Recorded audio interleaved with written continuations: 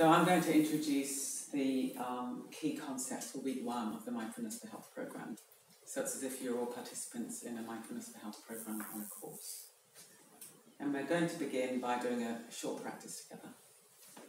So if we make ourselves as comfortable as we can, and you can do this in whatever posture you like. You can sit on a chair, you could get on the floor, you could stand up, you could lie down. It's completely up to you. And it's just going to be a very short practice where we're going to do a particular investigation of our experience.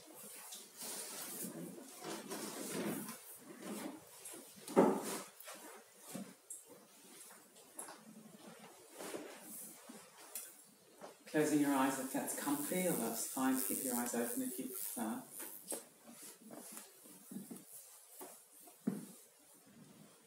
Allowing your weight to sink down onto the chair or the floor. Perhaps taking a few deeper breaths, and on the out breath settling a little bit more.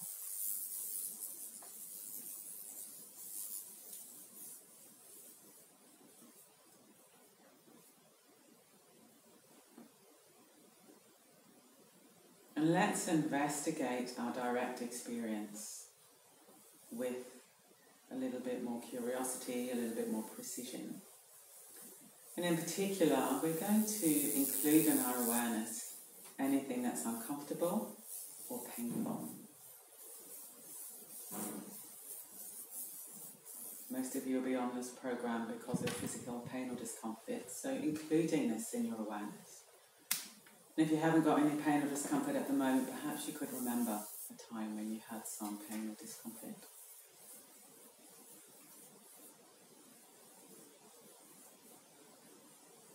So first of all, let's be aware of the direct physical sensations. For example, I've got back pain at the moment, so I'm going into my lower back with my awareness. And I'm being curious. What are the sensations? I'm noticing some burning, some throbbing, some aching.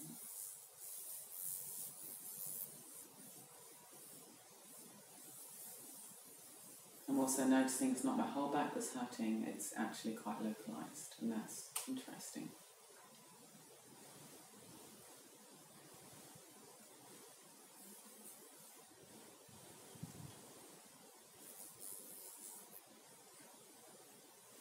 And now being curious, without any judgment, just being open to whatever thoughts and emotions are arising in relation to the pain or discomfort.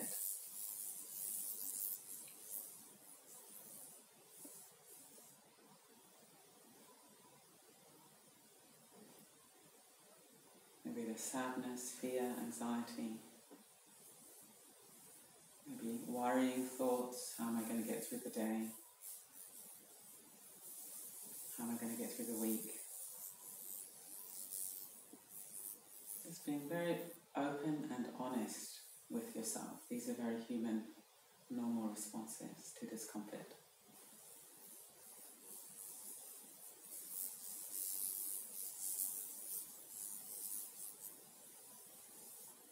Keeping breathing.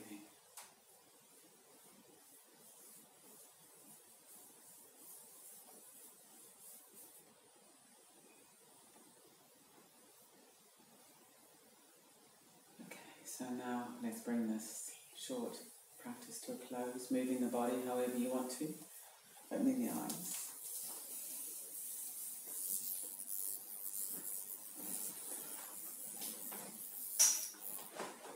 So our meditation here is going to be described.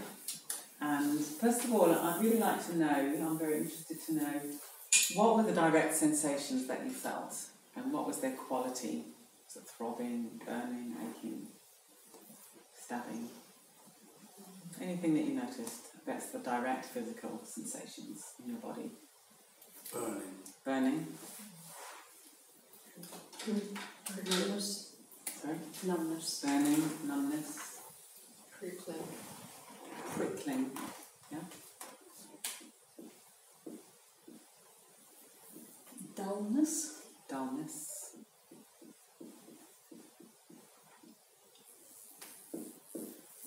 Pressure and heat.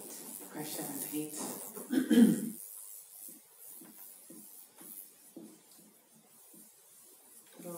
Tightness. Tightness. Sort of oppression.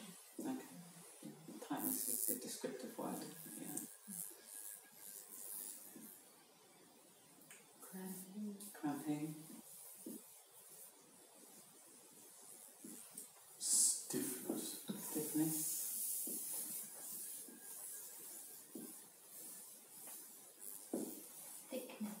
Thickness, yeah. So many words.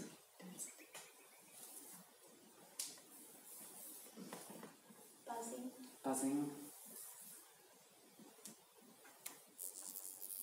Okay, I think that's enough. Good.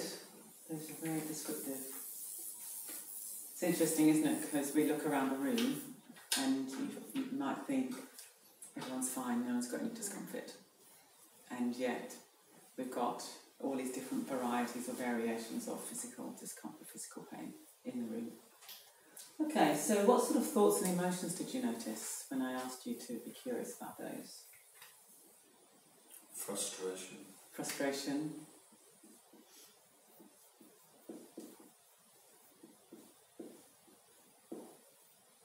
Annoyance. Annoyance, yeah. So how did that express itself? What was the kind of mental states around annoyance? I suppose it links with frustration, just wanting it to not be there. Wanting it to not be there, okay. And maybe could you unpack frustration a wee bit more? What were the thoughts? So perhaps put wanting it to not be there. Yeah. Frustration with the knowledge that it's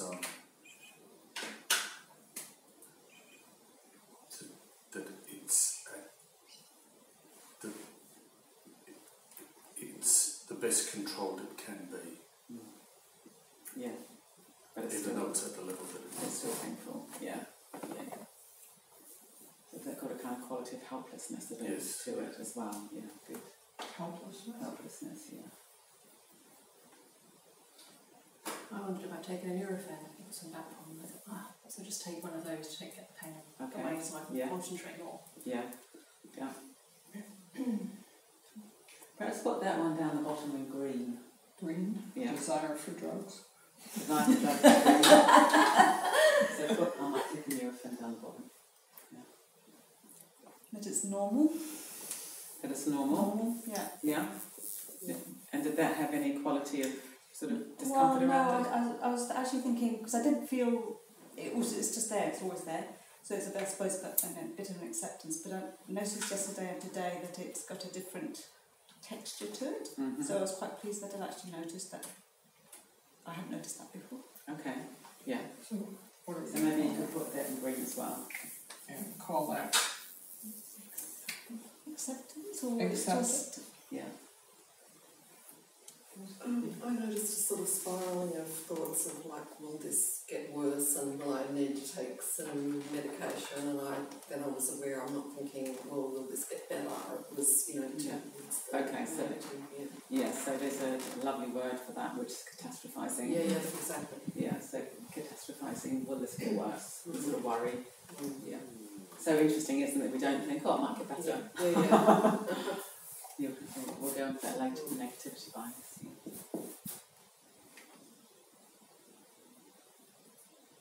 I found it fatiguing or tiring, and just with the thoughts where this pain, it makes me feel tired, and it just makes you feel washed out, and And did having those thoughts make you feel more tired and washed out?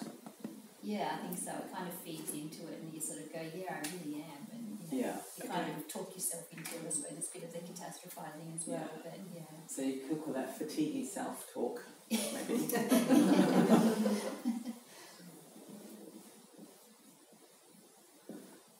Okay, I think that's enough.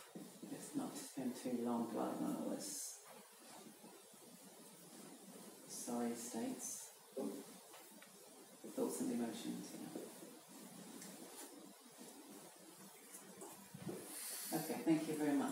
describe. Sorry, students. Yeah. Okay. So thank you for all being so willing to participate in this, because it's quite challenging. It's quite a challenging exercise, but we're doing it for a very particular reason, to help to show that this experience that we hold under the label pain, this kind of umbrella term pain, is actually quite detailed and has got different dimensions and different layers. So the first thing we have is the direct physical experience in the body, and that's got all these different qualities to it. And then we have thoughts and emotions about the physical experience.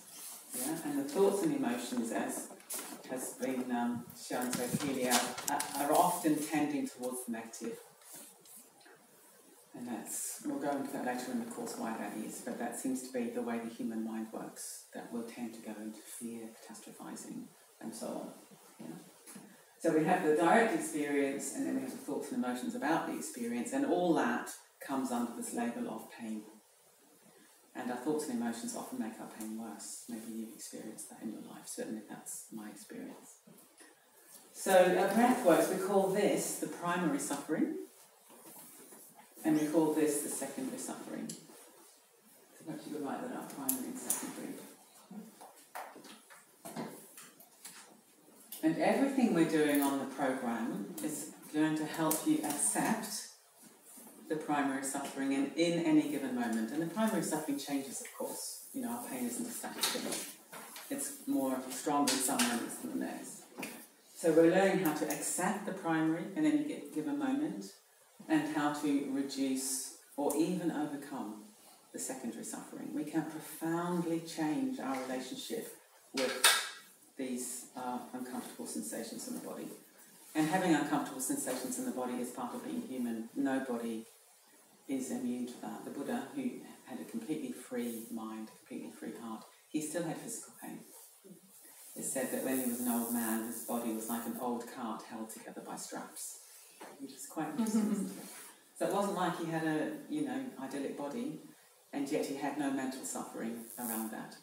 Now that's obviously very, very high ideal. I don't know anybody who lives like that.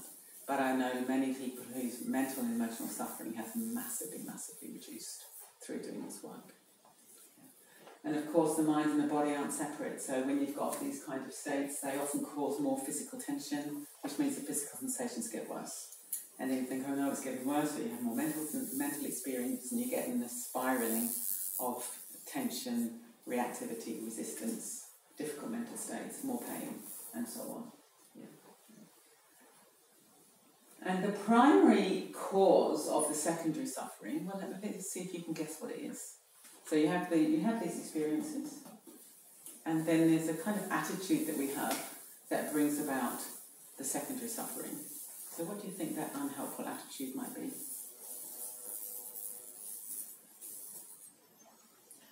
Living in the future and ruminating on the past. Yeah. Like not being in the moment. Not being in the moment. Yeah. And for the second column. Yeah. Actually, we could write that up, couldn't we? Being in the future and the past. There's one word I'm looking for. So we have the basic experience, and then we resist. Yeah. So resistance is really the issue. Yeah? So what we're dealing with in this whole program really is resistance. You could say resistance is much more of a problem for us than the basic experience of pain. I know in my own experience it's the resistance that causes the distress, not the basic experience of pain. They're unpleasant, but they don't need to be distressing. We can learn how to be gentle, tender and kindly towards what's happening in the moment in the body. And everything we're doing is about softening resistance. Soften. And then we can come closer to what's actually happening, which means we're present. And that means we're not bouncing into the future and the past, which is very often a big distraction. The future and the past can seem more interesting than being in the present with the pain in the body, but it means we're not alive, we're not present, we're not vivid, we're not having a connected life, we're living a life of distraction. So everything we're doing is about accepting the primary, softening resistance, and overcoming and reducing the secondary. Yeah. Now, why have I put these in green, do you think? I might take a Nurofen and acceptance. They might be more helpful Yeah. responses. Exactly, yeah. So they might take a Nurofen. I think that's a very interesting response, because if you've got a pain that can be eased by a Nurofen, then why would you not take a Nurofen? Yeah. So everything we're doing here, it's not about being an alternative to traditional medical approaches. It's a complement to traditional medical approaches. If you've got an acute pain, say you've got a headache, and you can take some paracetamol and your headache's going to go away, then for goodness sake, take the paracetamol. If you've got a long-term chronic condition, then taking a lot of medication long-term, well, that has all kinds of other secondary consequences as well. So what I've noticed in my own experience and people we've taught is we've been able to reduce, sometimes quite massively, the amount of medication we're on for a long-term chronic condition. And that's a good thing, because the cognitive function improves. It's going to have less of an impact on your health. But I still take some pain relief. So I take sufficient pain relief so that I can work with my mind. Because if you're overwhelmed by the pain, if the pain's too much to bear, then it's very difficult to work with the mind. So you take the minimum amount in order to still be able to work with the mind. And I take way, way, way less than someone would expect for somebody with my condition. But if you've got a temporary acute pain, like a headache, period pains or something, and you can take some pain relief, then I would say, fine, take pain relief. So that's why I've got that in green. And it sounded like you were considering it as a kind of creative option. So it wasn't like, oh my God, I've got to get the pills, because that would be a resistance state. But it was like, oh yeah, well maybe I'll take a Nurofen and then I'll get through the day a bit clearer and a bit better. That's a skillful response. And clearly acceptance is what we're moving towards. Acceptance is the outcome of all this work, so that we can be much more accepting of what life is giving us in any given moment. And then we have learned how to not automatically resist. And then our mental and emotional states improve.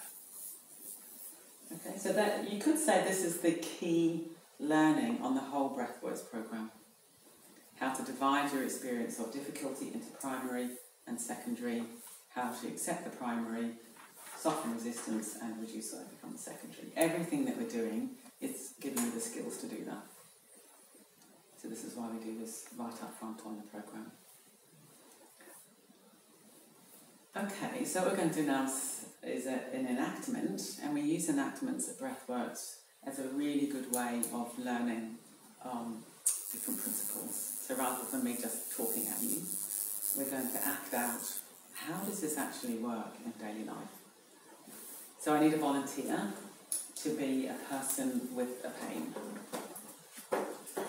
And look, this, all you're going to do is sit on a chair, so it's not difficult. Oh, you're going to be filmed, if that's okay, because this would obviously be good for our teachers to see. So somebody who doesn't mind being filmed. Okay, brilliant, thank you. Okay.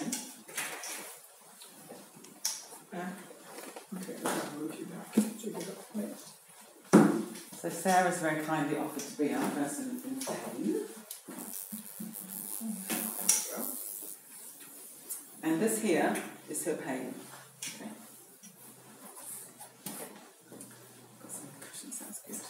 So what's your basic pain today?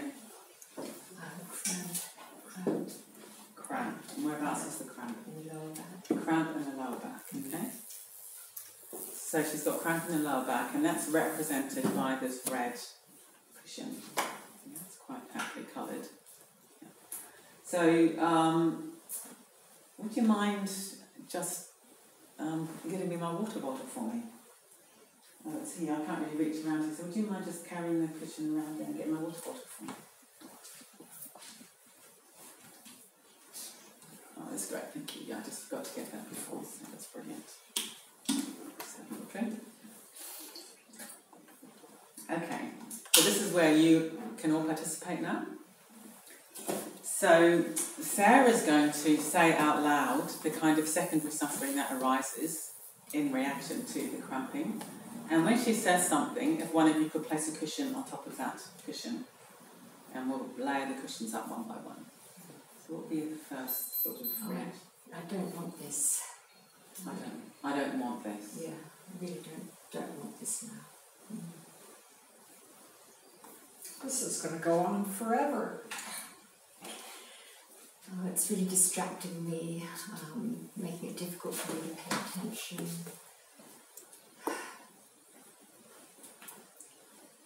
It's really distracting me, difficult to pay attention. I don't know how long this is going to go on for. What if it goes on for the rest of the day or tomorrow? What if I never get rid of it? What if it stays for the rest of my life? What if I never get rid of it? What if it stays for the rest of my life? Oh my God. It's really going to interfere with my work. It's going to interfere with my work. That's definitely another cushion. And that's going to really bring me down.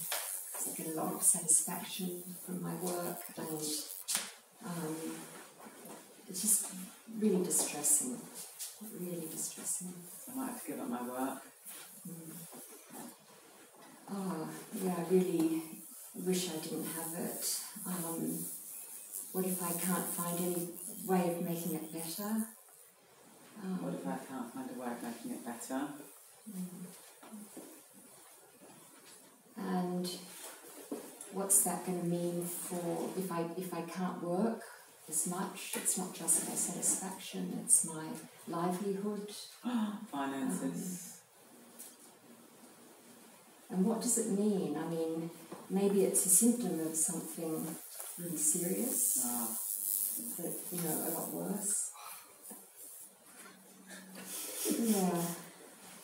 And I just feel, that it's just all-encompassing. It's just...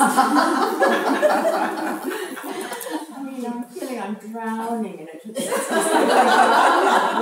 just worse. It's got a lot worse. I'm drowning, it's got a lot worse. Okay, I think that's enough. Because I really appreciate if you could pick my water bottle up again and put it Could you manage that for me? Oh, golly, I don't know, could you I mind? don't think I can. No. Not at the moment, no. Okay, yeah. You'd asked me earlier. Yeah, so that's interesting. She can't actually function anymore. Wow, so that's quite a load you've got there. What does it mean? My livelihood. I enjoy my livelihood. Money. It's too much. What if it doesn't? No. We're going to let her deal with it all by herself. Because she's amazing. She's got all these skills within her. So what do you think you could do with that big pile of secondary suffering? What can I do with it? I could, maybe let go of a bit of it. Maybe let go of a bit of it. Okay, let's have a go at that. Let's just let go of some of the cushions. Not pay attention to it so much. Could you let go of some more? You don't even need to remember what they are, just let them go. Actually. Oh, you're looking a bit better. Oh, yes. Wow. Look, you can get the water bottle now. That's amazing. There you go. Oh, thank you so much. Yeah. Okay. Still got my pain. You've still got your pain. Okay, so let's just sit you down with your pain. Okay, still got your pain. But it looks a substantially easier load. Yes, huge relief. Yeah. Actually, the sense of relief makes the pain actually not so bad. The pain's not so bad. Yes, the sense of relief. Yeah. Now, how do you think you could respond to that red cushion, that pain? Maybe stroke it, soothe it. Actually, yeah. You're there, and part of my life, but you're not all of my life. Yes. Yeah. So, yeah. So you could bring tenderness to it, and you could bring perspective to it. Yeah. A bit of kindness, a bit of, a bit of compassion. And you look completely different. Isn't it interesting? The whole face is lightened compared to being behind this great pile of cushions. Okay, well, thank you very much. Okay. Yeah, and the good news is you can give the red cushion back now. Fantastic. Although I've taken it all. Oh my God. Brilliant. Well, thank you very much, everybody. So what do you think is the point of that enactment? What are we trying to do?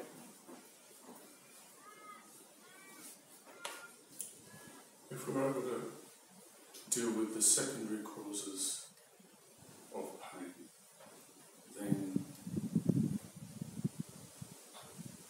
we reduce the impact Yes. pain has. Yeah, very good. Yeah, the impact on life.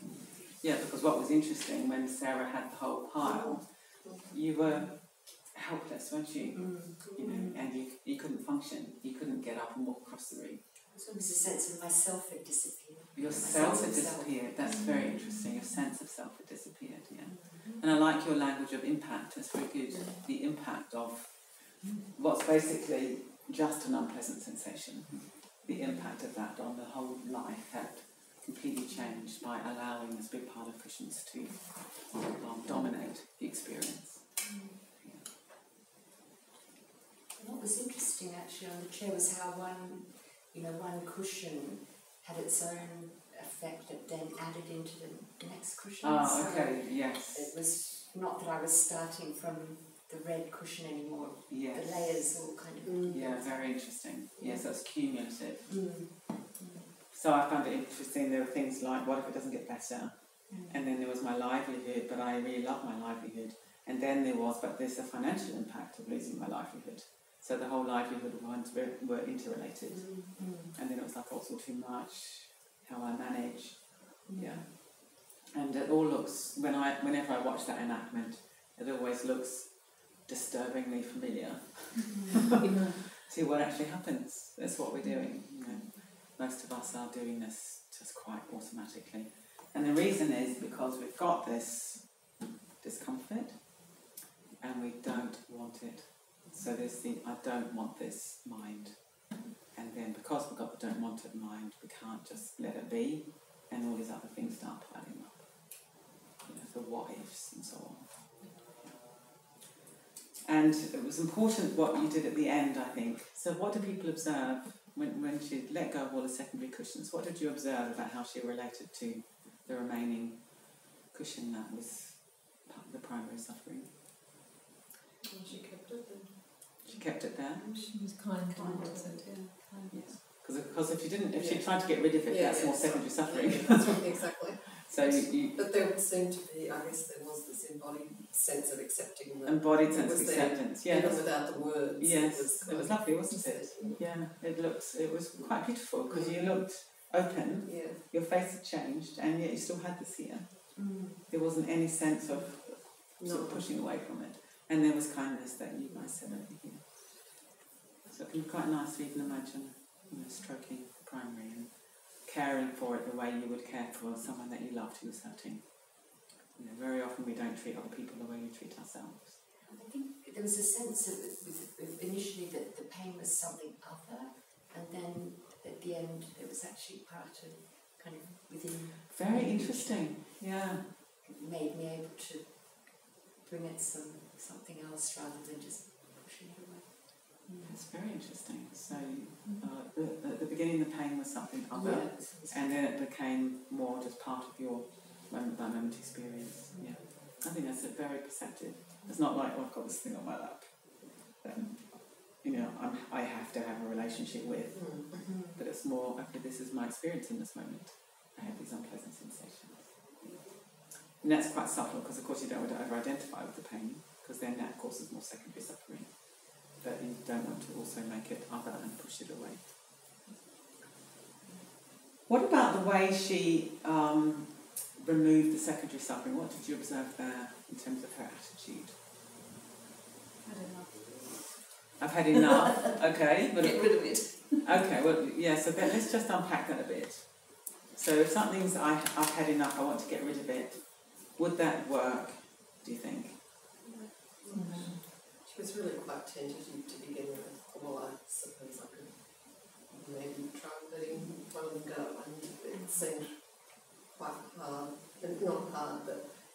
first one was maybe the hardest one. Yeah, that was interesting. Mm-hmm. Yeah, so that you were in a state where you were overwhelmed, Yeah.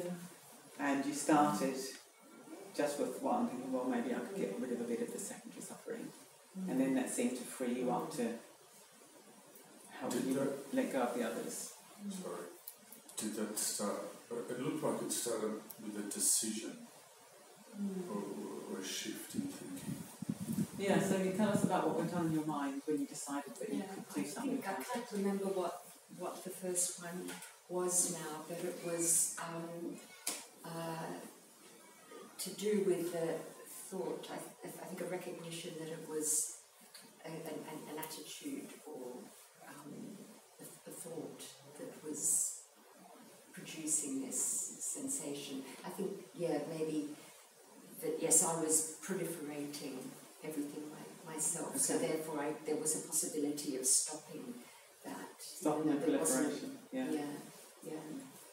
So not a sort of sense of, I'm not going to buy into this thought, this that's causing this.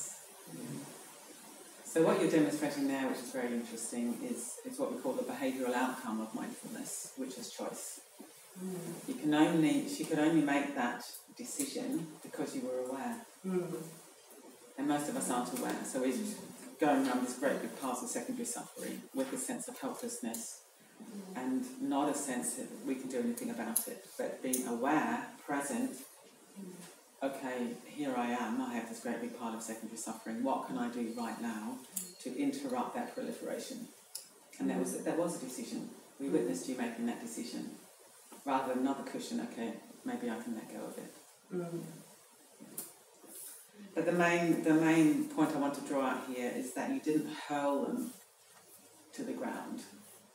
Because, of course, that's what one could do. Go away, secondary suffering. But, of course, that would just be more secondary suffering, because that's aversion, and there's anger, and it's resentment, and so I don't want this. What one can do, again, we've got different temperaments. So what you were demonstrating was quite delicate. You were doing them one at a time. Another way you can do it, and this is the different temperaments maybe. Got a big pile.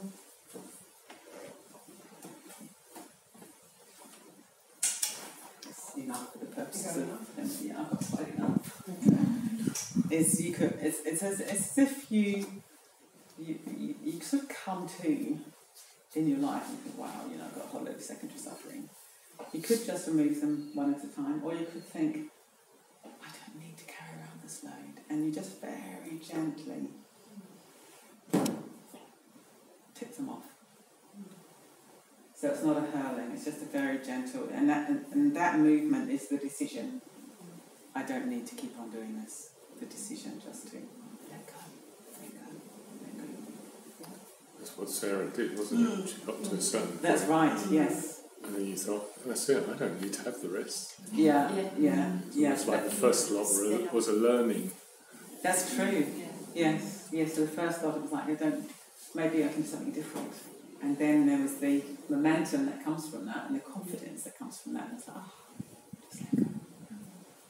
So the last thing I want to say, which I think is a very, very important point about the lived experience of suffering, is, again, I don't know anybody that just goes around with their primary suffering. You'd have to be a saint to just go around with your primary suffering. So the lived experience of being a mindfulness practitioner is quite dynamic. So you're going about your life, you lose awareness a bit, and the cushions start to pile up.